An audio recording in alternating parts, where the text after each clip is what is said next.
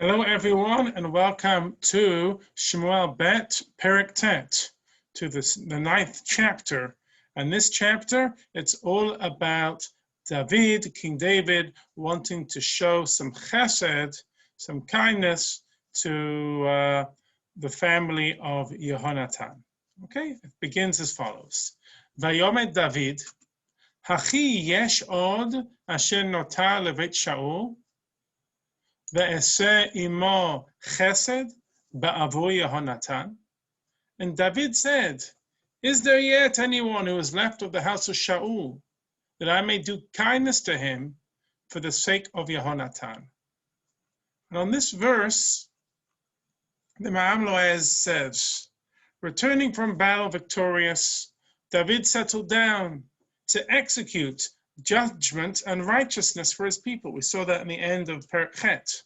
It was then that he remembered Yehonatan, whom David loved as his own soul, and he recalled the oath between them, you shall be king over Israel, and I will be your second in command. So we're going back to Shemuel Aleph, where in Shemuel Aleph we spoke much about this special relationship between David and Yehonatan, and so here David is wanting to do this chesed. He remembers that relationship where Yehonatan said, I'm happy for you to be the king, and I'll be your second. And we said that Yehonatan saying, I'll be your second, wasn't a piece of arrogance. Far from it. It was humility that he was willing to put his own needs second to the needs of David. He acknowledged that David was Ra'ui, was fitting to be king. And here in Bet it says, Uluveit Shaul, and to the house of Shaul, Eved, there was a servant or a slave, Ushmot Siva, and his name was Siva. Vayikra'u lo et David, Vayome HaMelech Elav, Ha'atat Siva, Vayome Avdecha. And they called him to David, and the king said to him, are you Tziva? And he said, your servant. And on this phrase here, he was a servant. It says here in the Radak, he wasn't just a servant or a slave, he was an Eved Kanaani. Tziva was a Canaanite slave. And he remained in perpetuity in Shaul's household, even after Shaul's death, as he was acquired by his master's heir. So he went from Shaul to the children of Shaul, and to therefore next to the grandchildren of Shaul. He remained a servant to that family. Gimel, Vayome HaMelech. By the way, there's another thing we can say here about this, which is when the king said to him, are you Tziva? He's basically saying to him, are you Tziva? I remember you when I was a younger man, back in the days of when I was in the palace, when Shaul was king. Do you remember me?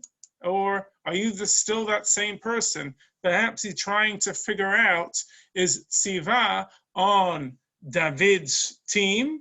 Or is he still part of that group from Mefiboshet, who were still saying, you know what, Shaul and his descendants should be king. Perhaps Tziva does not want to be, doesn't trust David. And by this answer, Avdecha, I am your servant, or just your servant, we're seeing that Tziva is saying, I'm with you. Gimel, Vayome HaMelech HaEfes, Od ish levet Shaul, ve'eseh imo chesed Elohim, vayome tziva el hamelech od ben Yehonatan neche raglayim. And the king said, is there none left from the house of Shaul, that I may do to him the kindness of God?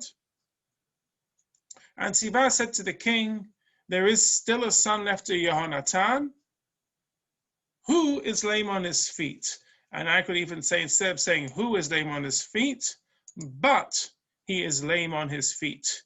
It might be again, do you remember when the butler comes and tells Paro, by the way, there's a dream interpreter, but he's an Eved, he's a Na'ar, he's an Ivri, he's a slave, he's a young guy, he's a Jew across the he's saying all the negative things possible here. So here you've got Tziva saying, yeah, there's a son of Yonatan still alive, but he's neche raglayim, he's lame on his feet.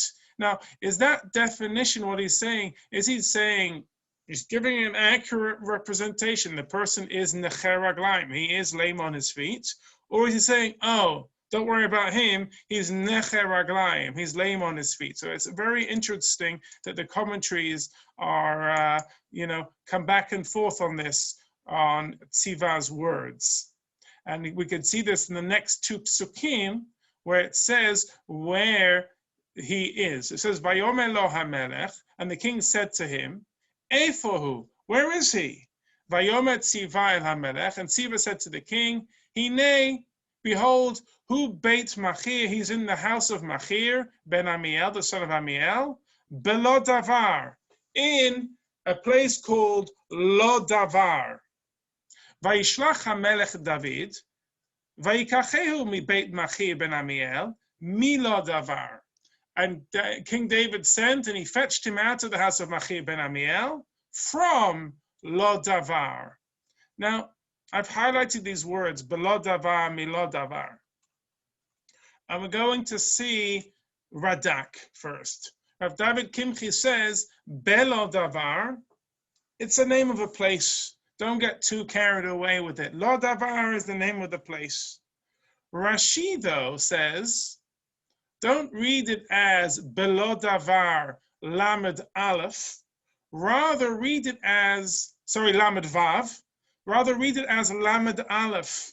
Belo Davar. What does that mean? Tzivat said about Mefiboshet that he was Belo Davar. Eno Hacham Batorah. He was not a Talmid Hacham. V'hu Metza'o, but when David found him, Melo Davar, he found him full of Torah. V'hacham Batorah, he was Maleh, Melo, he was full of Torah. The Mamloes, it was called Lo Davar because it was a quiet, out of the way hiding spot.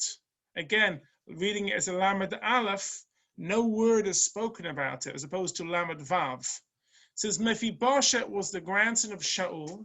They feared that he would be killed, so they hid him in Lo Davar, a non-known, where no one speaks of it, a quiet hamlet, as Mefiboshet would not be able to flee quickly. And the Mamloes continues, Mefiboshet's real name was Meriv Baal.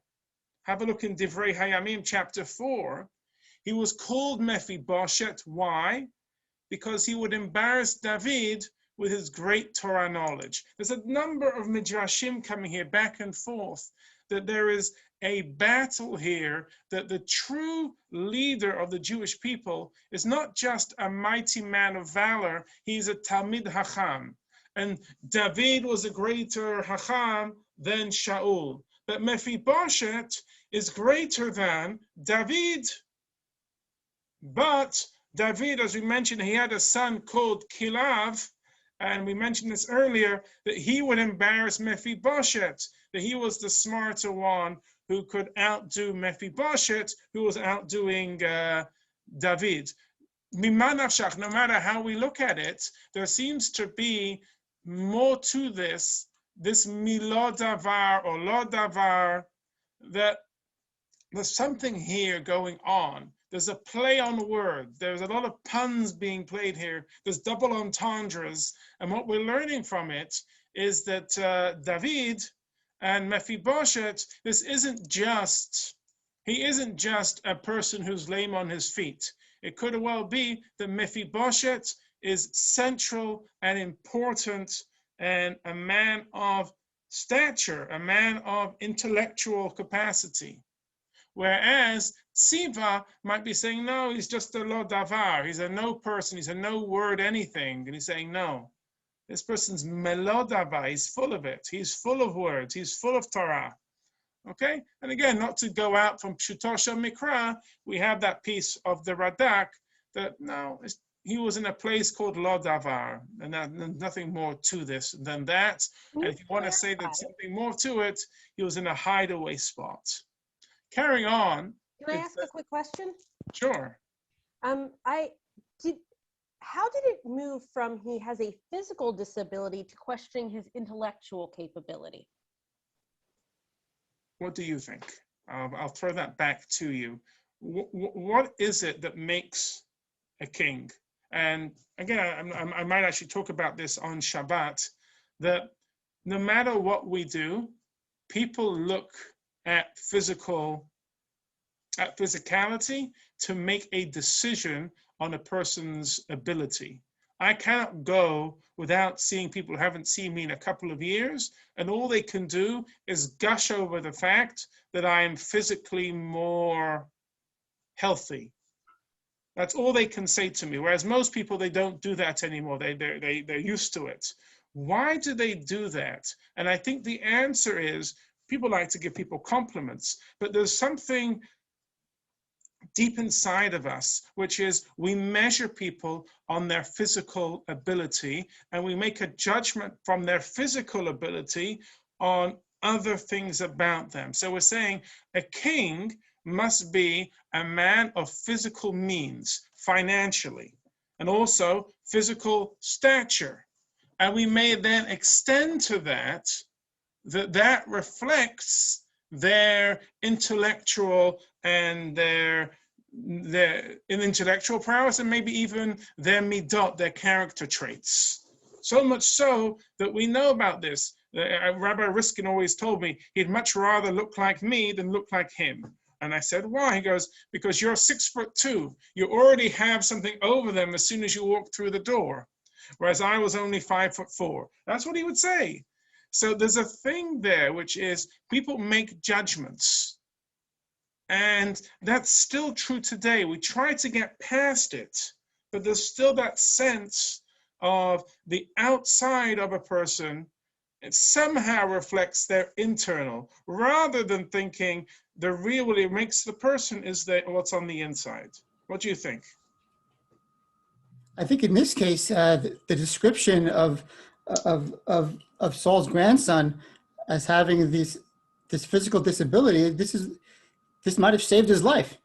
You know, it told Dave. You know, we learn, you know, in this week's parsha in Amor, you know, that you get disqualified if you have certain physical characteristics. You can't serve as Kohen Gadol. You know, even animals are disqualified if they're blemished, right? So there's by mentioning the key characteristic that he has, it disqualifies him from ever being a leader, certainly from being the Kohen Gadol, and then so he's not a threat. So David, of course, is going to extend his invitation and be gracious to him because there's no chance for a threat to his line of succession. Exactly right, Rob. This is a very clear point. And this is the thing. Is Siva speaking Lashon Hara, or is he doing Mefiboshet a good turn? Say, you know what, he's a nothing. He's a Lo Davar. He doesn't have words of Torah. He lives in Lo Davar. He lives in a nowhere place. He's Necher Raglayim. He's no threat to you. He could never be king. And rather, and this is the whole point. Exactly right, Rob. He couldn't be king. Why? He's got blemishes. And therefore, these physical blemishes rule him out from anyone saying he can be our king. Why? Because our king needs to be the one leading the battle. Well, Necher Raglayim, he cannot do it. Now, on top of that, this idea of the person being the Talmid Hacham, it's an extra play. I think it's what makes Jews is our intellectual capacity. And I think that has been how we've survived Galut. Has been how we survived living in exile is the fact that for 2,000 years we weren't able to have an army, and so therefore physical might was never our trait. It was always our Talmudic knowledge. So we're saying Mefiboshet, you know what? He wasn't a man of physical ability, he was a man of intellect, and that was something which may be where that's coming from. All right, but Rabisa, you asked the question. Does that answer it sufficiently? You're muted. Yes, it does, though I still don't like the answer. What do you want the answer to be? Well, no, I know that that is the answer, or I accept that that is the answer. You don't like that human nature, that we look at people on their externalities? Yes, and I feel like, well, FDR did it, but I can't think of other examples of where the leader did. Now, It's obviously, true FDR did it, but he hid a lot of it too. I don't think if he was running for office today, he would win. Because I think you won a lot by radios. Like the people didn't actually see him. People didn't imagine. Like you had to ask people in the 1930s, draw for me what you think FDR looks like. They wouldn't draw him. it's true. But all of that is really secondary to the assumption that if somebody is physically incapacitated, that they're mentally incapacitated. And that might be a truth, but it really bothers me. I hear. And Please, God will build a better world where it is not so. That we make too many judgments. First of all, the first thing we see, we make that first impressions, we make decisions on what we think of that person. It's wrong, but it's human nature. We shall carry on. And it says here, Vayavo Mefiboshet, Mefiboshet came, Ben Yonatan, Ben Shaul. So it mentions here, who is he? He's the son of Yonatan, but he's also the son of Shaul. And it's telling you, by being the grandson of Shaul, and what Rob was hinting at before, was saying explicitly before, he was a threat to David. Why? Because he's the grandson of Shaul. And so therefore, that may have been what's going on here, this whole discussion. He's no threat to you because he's Necher Raglayim. He is unfit for kingship. And it says here, he says to David, Vayipol al panav, he fell on his face, Vayishtach, when he bowed down to him, Vayomer David Mefiboshet, and David said to him, Mefiboshet, Vayomer hine avdecha, behold your servant. Very humble response. Vayomer lo David, and David said to him, Al tira, do not fear, ki aso e'eseh imecha chesed, ba'avor Yehonatan avicha. I will surely show you kindness for the sake of Yehonatan your father. V'ashivoti lecha et kol sdeh Shaul avicha, ve'ata tochal lechem al shulchani tamid. And I will restore to you the land of Shaul your father, and you shall eat bread at my table continually. Vayishtachu vayomer me avdecha, Ki fanita el hakelev hamet asher kamoni. And he bowed down and said, what is your servant, that you shall turn towards such a dead dog as me? And they're seeing here these phrases, remember this, a dead dog? We had this in Shemuel Aleph. This was what? David said, I am a dead dog, when Shaul was chasing after him. Why are you chasing after a dead dog like me? So let's have a look here at the commentary. I have for you the Malbim. And the Malbim says, what kindness? If all David was giving to Mefiboshet was that which was rightfully his, what type of chesed was this? And the answer is, since his uncle, Ishboshet, had rebelled against David, all of the lands of Shaul were now forfeit to the crown. Now David, out of kindness and love for Yehonatan, gave everything to Mefiboshet. The other kindness was that David allowed him to eat at his table, something which David did not have to do. David was treating him like his own son, like a prince of the realm, by saying you can eat from the king's table all the days of your life. Now this phrase, you are a dead dog, Mamloez says, note that Mefiboshet's words to David are exactly the same as what David had said when Shaul pursued and persecuted him, though he had done nothing wrong. David said to Shaul, after whom has the king of Israel gone out? After whom do you chase? After one who is like a dead dog. See Shemuel Aleph, chapter 21. Amazing are the ways of divine providence. Hashgacha pratit, says the Ma'am Loez. The wheel of fortune turned, and years later, Shaul's grandson said the very same thing to David. Look at this. This is a sign to David. Look how much has changed over the years. From you running away from Shaul and saying you are a dead dog, to his grandson saying to you, when you do kindness to him, that he is a dead dog. Look how much you are on the ascendancy. Look how far house of Shaul has fallen. And then the last psukim of the chapter, this is a very short chapter this week.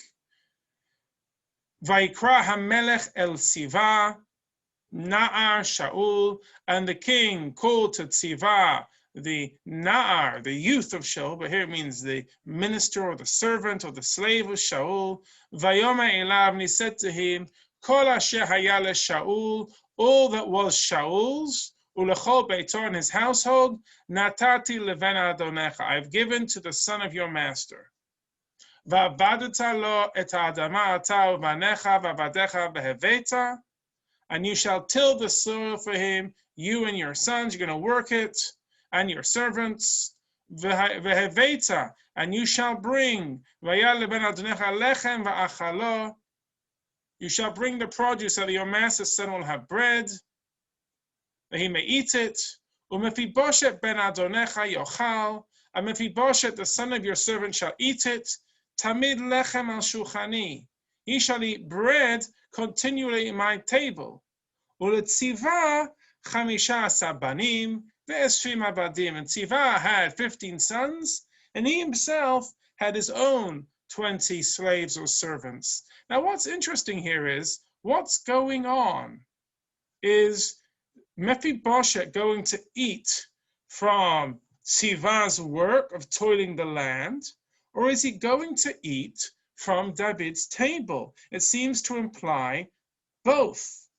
And then it says in Yud Aleph, Vayomer Tziva el HaMelech, and Tziva said to the king, Kechol asher yitzaveh Adoni HaMelech et abdo, ken ya'aseh avdecha, u'mivoshet ochel al shulchani, ke'achad b'nei HaMelech. And Tziva said to the king, according to all that my lord the king commands his servant, so shall your servant do. As for Mefiboshet, he shall eat at my table as one of the king's children.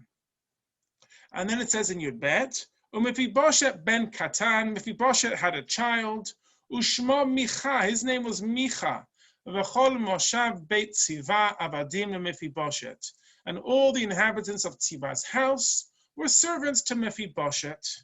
And finally, Mefiboshet Yoshev b'Yushalayim, and Mephibosheth dwelt in Yerushalayim. Why?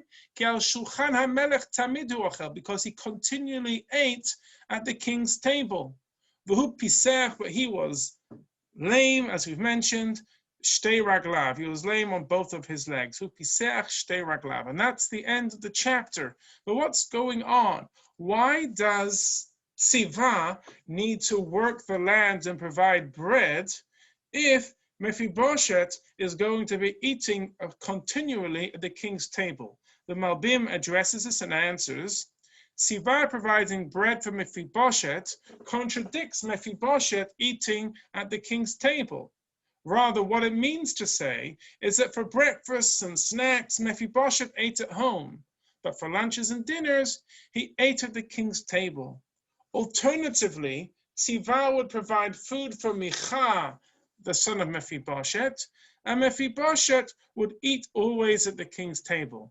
And this is why Mephibosheth resided in Yerushalayim, so he could eat at the king's table for every meal. And that to me is much more, the second answer makes much more sense. There was no way a man who was crippled could go from his home all the time to the king's palace just to eat. It would take too long. It was too hard to bring him.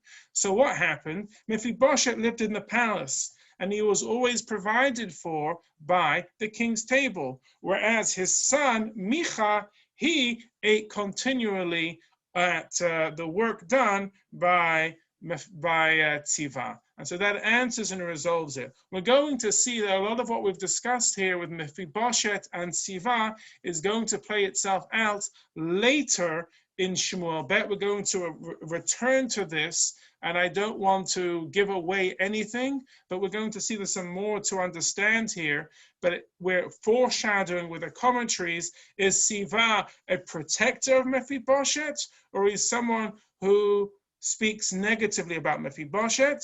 Right now, we're going to leave it open, but we're going to see a bit more later. Esther. I'm curious why it repeats with a different word for lame at the end of the parak that he was lame again. I mean, I had agreed with Rob that I thought at the beginning that was when Tzivat said, it was like, oh, he's no threat to you, he's lame, and that didn't work. And then he said, well, he's not really a chacham. But now it says it again here. Is that, So here we go. are you So saving that for the next time? No, so this I'll answer, and I think I'm just thinking right on my head. This is not in Mefarshim. I think Necher Raglayim is he's not a threat to you to rule as king. Okay. Piseach Shtei Raglav, that's a physical deformity. He's not a threat to you because he's physically unable. So one is he's Necher Raglayim. He can't be king. He can't be king. Piseach Shtei Raglayim means physically he can't move from one house to the other. We've got to keep him in the palace. In so Jerusalem. I think one is okay. He's not fit for kingship, and the other one is he can't even move from one to the other without people carrying him. And so that's just a reality. I think, again, that's just me, a regular achat trying to answer.